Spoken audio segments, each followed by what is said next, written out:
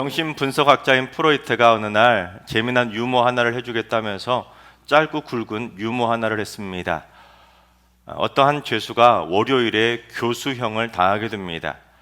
그런데 이 죄수가 자신이 이날 곧 죽을 운명에 놓여 있다는 걸 알면서도 태연한 얼굴로 이번 주도 조짐이 좋은데 라고 중얼거렸다고 합니다. 그러면서 프로이트는 이게 바로 우리가 범하고 살아가는 웃지 못할 죄악된 삶이라면서 죄악된 인생들의 삶을 유머처럼 비꼰 겁니다. 오늘날 우리로 적용해서 표현해 본다면 하나님께서 당장 오늘이라도 내 생명을 걷어가신다고 해도 그것도 내가 오늘 곧 죽을 줄 알면서도 우리는 곧 죽어도 자신의 죄를 깨닫지 못하고 산다는 겁니다. 그래서 오늘 곧 죽어도 마치 이번 주도 살 것처럼 의기양양하고 뻔뻔하게 눈 하나 깜빡하지 않고 아무렇지도 않게 죄를 짓고 산다는 겁니다. 이것이 참 유머스럽고 우스운 죄인들의 악한 삶이라는 것입니다.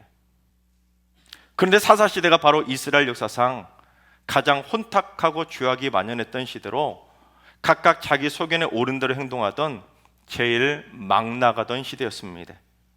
말씀의 권위는 땅바닥으로 추락했고 질서도 없었고 온통 죄악으로 가득한 무법천지의 시대였습니다.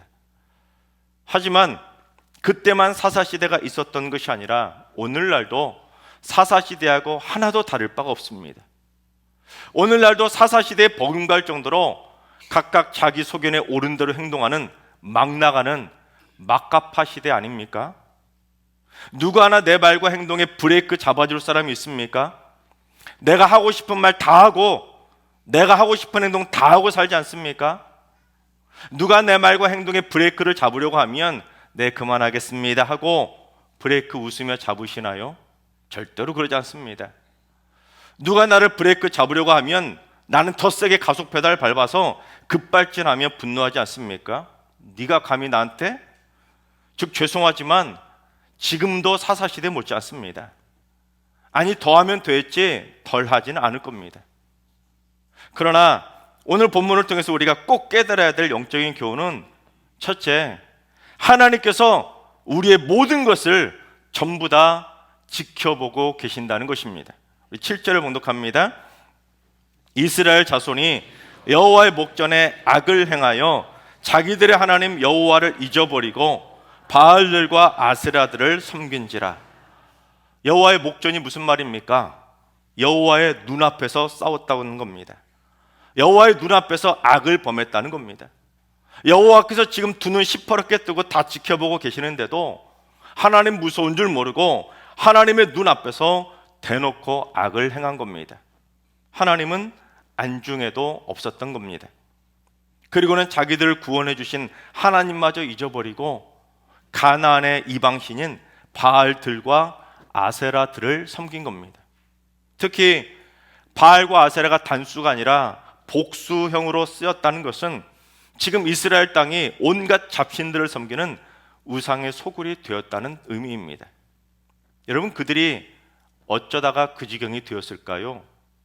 하나님께서 자기들을 못 보시고 자기들의 말을 못 들으시고 자신들의 악한 생각을 모르실 줄 알았던 겁니다. 에이, 설마 하나님이 지금 우리의 모습을 다 지켜보고 계실 거라고는 꿈에도 생각하지 않았던 겁니다. 여러분, 인간의 가장 큰 착각이 바로 하나님이 모르실 거라는 착각입니다. 하나님이 내 눈에 안 보이니까 하나님도 나를 못 보실 거라 착각하는 겁니다. 그런데 여러분, 인간은 누가 창조하셨습니까?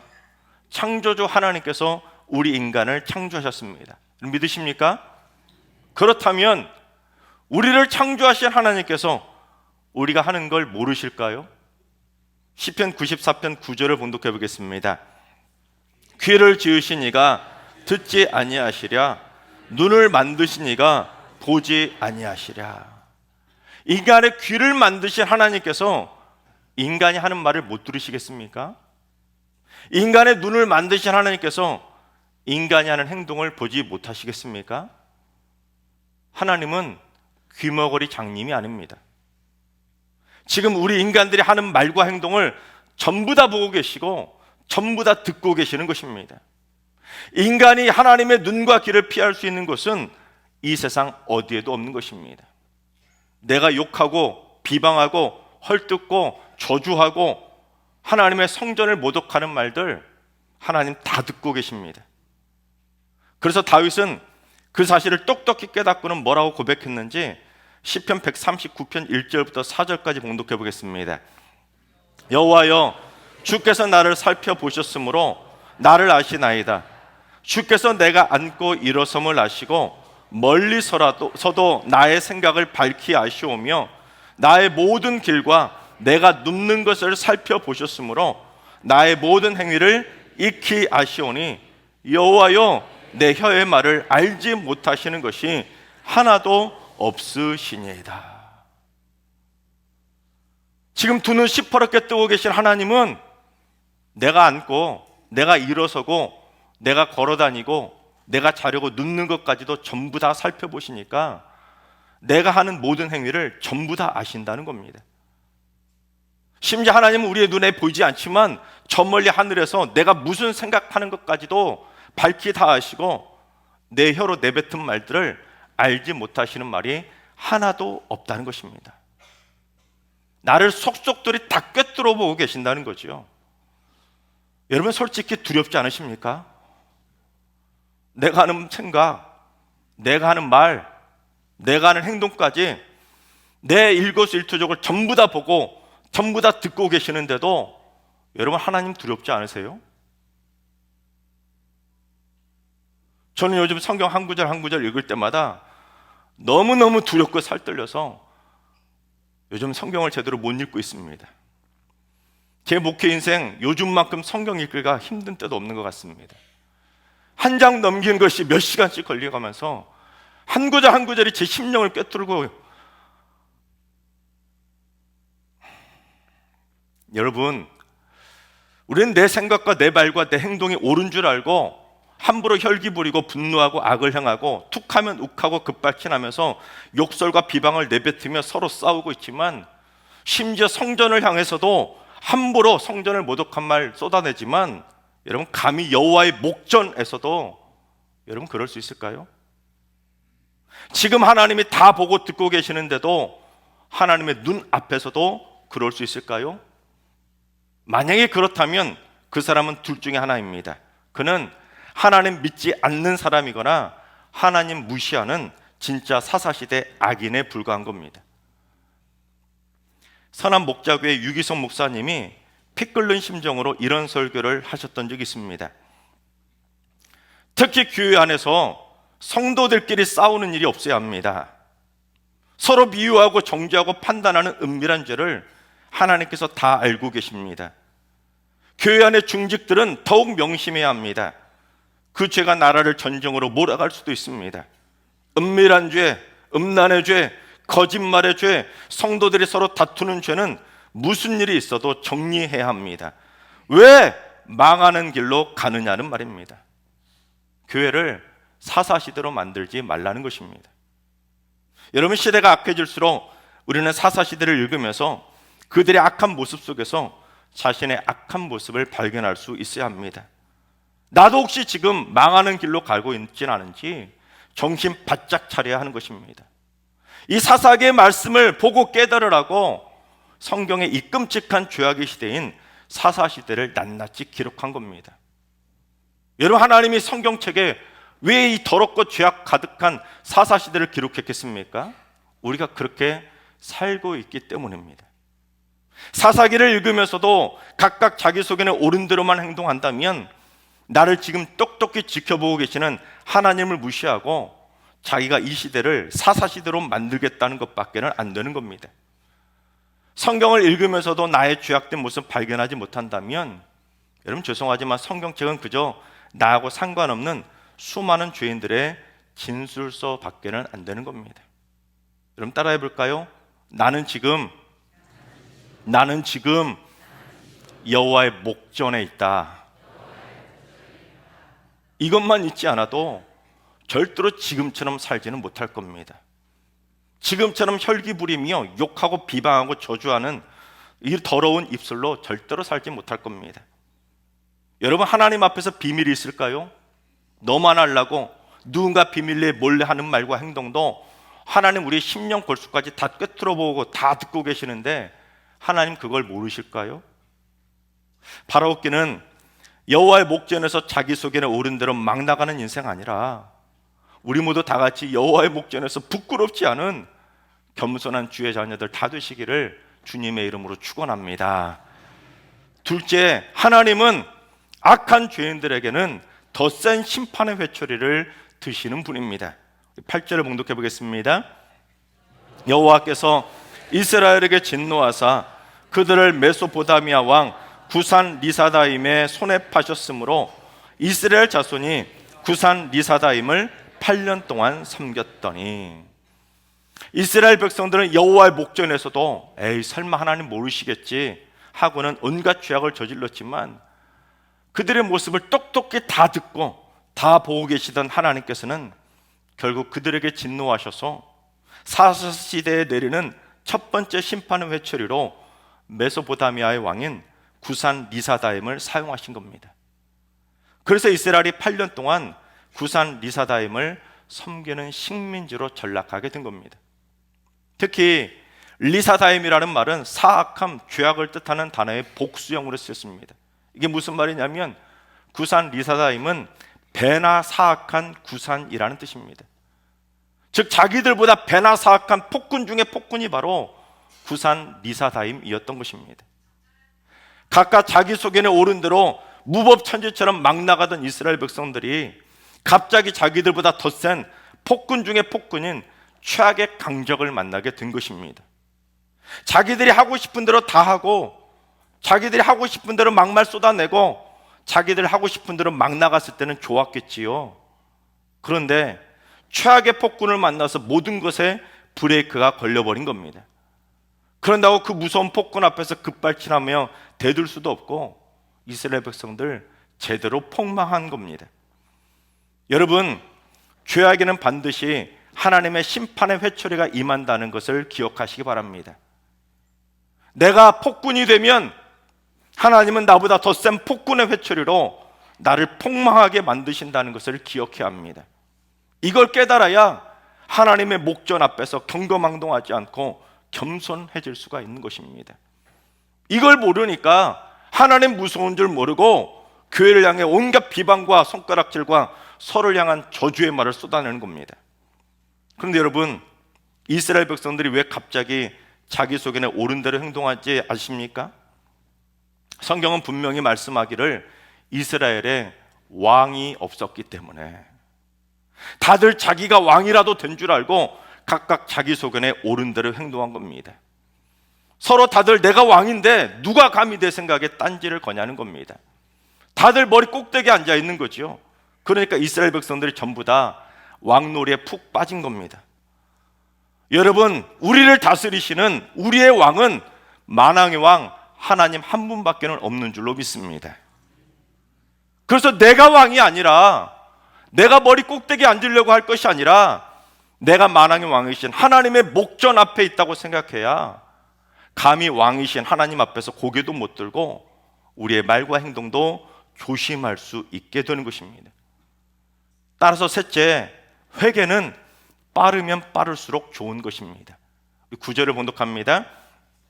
이스라엘 자손이 여호와께 부르짖음에 여호와께서 이스라엘 자손을 위하여 한 구원자를 세워 그들을 구원하게 하시니 그는 곧 갈렙의 아우 그나스의 아들 온니엘이라. 이스라엘 백성들이 8년 만에야 그 뒤늦게라도 정신 차리고 여호와께 부르짖어 기도하며 회개한 것입니다. 여러분, 인간의 악한 본성은 죄악을 저지를 때는 눈 하나 깜빡할 사이에도 수많은 죄악을 저지르면서도 정작 하나님의 말씀에 순종하고 회개하는 일에는 얼마나 느리고 더딘지 모릅니다. 다 잘났다는 거죠. 다 남들은 못났다는 것이고 나는 의인이고 너는 죄인이라는 겁니다. 빨리 순종하고 빨리 회개하면 그만큼 회복도 빠른데 무지한 인간들은 죄악에는 가속 페달을 밟으면서도 회개에는 브레이크를 밟는 겁니다. 여러분, 이게 바뀌어야 복 받는 겁니다.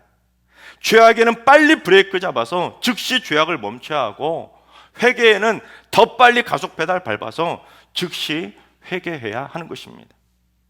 다윗이 그걸 참 잘하지 않았습니까?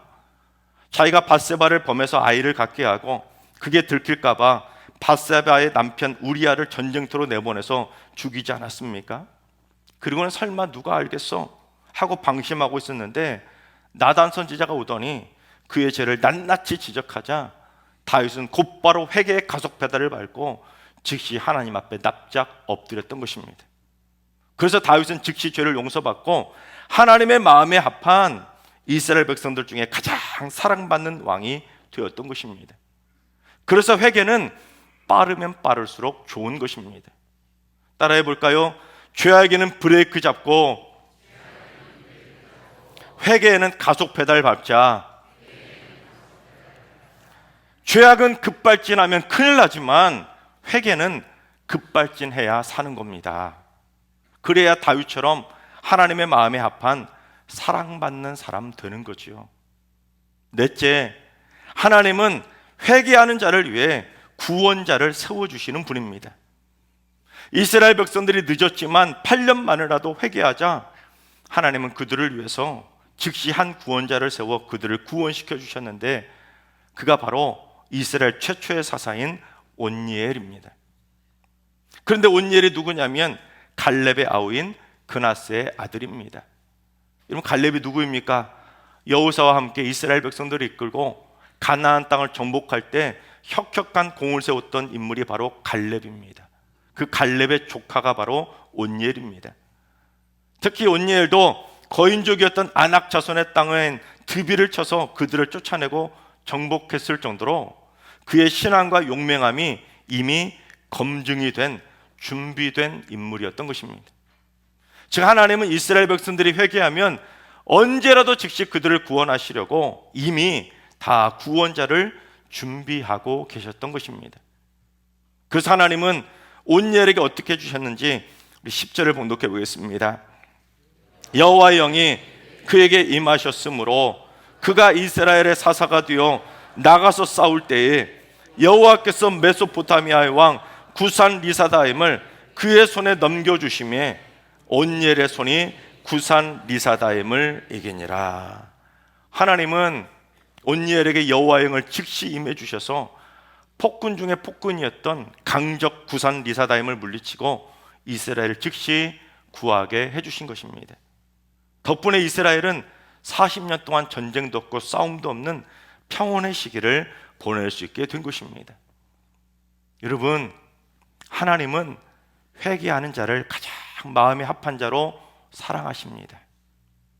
회개해야 구원받는 거예요. 회개에는 그래서 반드시 큰 축복이 따라오게 되어 있습니다. 가장 큰 축복은 천국 가는 축복이겠지요.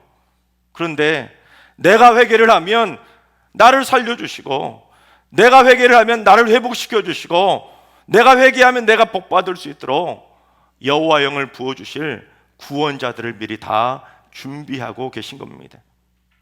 그런데 회개하지 않으니까 구원자를 못 만나는 겁니다.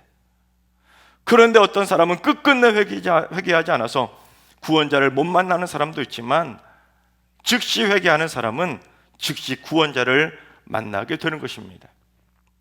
특별히 우리의 모든 죄악을 사해 주시려고 진정한 구원자이신 예수 그리스도를 만세전부터 일찌감치 우리를 위해 준비해 주셨던 것입니다. 그래서 우리는 모두 회개하고 예수를 믿었기 때문에 이 자리에 있는 여러분들은 구원자 예수 그리스도를 만나신 줄로 믿습니다. 믿으십니까? 여러분, 우리 인간들이 회개해야 될 것이 얼마나 있을 것 같습니까? 여러분 몇 년 사셨습니까? 여러분 지금까지 살아오시는 동안 회개할 거리들이 얼마나 있으실 것 같습니까? 여러분 죄송하지만 우리는 어제 하루 동안에도 우리가 했던 생각과 말과 행동, 하나님 보시기에는 전부 다 회개할 거리들 투성 아닐까요? 여호와의 목전에서는 감히 그렇게 생각하고, 여호와의 목전에서는 감히 그렇게 말하고, 여호와의 목전에서는 감히 그렇게 행동할 수 없는 일들을 우리는 어제도 수없이 하지 않았습니까? 뭔가 감옥 관리를 해야지만 하나님 앞에서 회개해야 하는 것이 아니라 우리의 생각과 말과 행동까지도 전부 다 꿰뚫고 지켜보고 계시는 하나님 앞에서는 매일매일 하루도 쉬지 않고 회개할 거리가 수두룩한 겁니다.